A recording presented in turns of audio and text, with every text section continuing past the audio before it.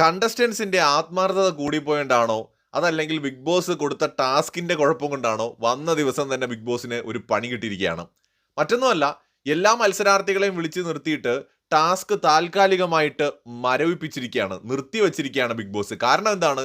നേരത്തെ പറഞ്ഞതുപോലെ സ്ത്രീ മത്സരാർത്ഥികൾ, ഫീമെയിൽ കണ്ടസ്റ്റൻസ് ഭയങ്കര ആക്റ്റീവായിട്ട് അവർ തല്ലെന്ന് പറഞ്ഞാൽ ഒടുക്കത്തെ തല്ലാണെന്നേ, അങ്ങോട്ടും ഇങ്ങോട്ടും. പക്ഷെ ആരും പരാതികളൊന്നും പറയുന്നില്ല, അങ്ങോട്ടും ഇങ്ങോട്ടും പിടിച്ചു വലിച്ച് അങ്ങോട്ട് തള്ളി മറിച്ചിടുകയാണ്.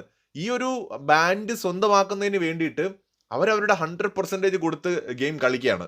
മെയിൽ കണ്ടസ്റ്റൻസ് അതുപോലെ ചെയ്യുകയാണെങ്കിൽ കൂട്ട തല്ല് നടക്കും. അപ്പോൾ അതുകൊണ്ട് അവർ ബുദ്ധിപരമായിട്ട് തടി കേടാകാതെ കറങ്ങി തിരിഞ്ഞൊക്കെ നടക്കുകയാണ്. ഫീമെയിൽ കണ്ടസ്റ്റൻസ് പക്ഷേ അവർ ഭയങ്കര ഒരു സ്പിരിറ്റോട് കൂടിയിട്ട് നിന്ന് ഗെയിം കളിക്കുകയാണ്. ഇത് കാരണം ഒരാളുടെ മൈക്കിനും കംപ്ലൈന്റ് വന്നു.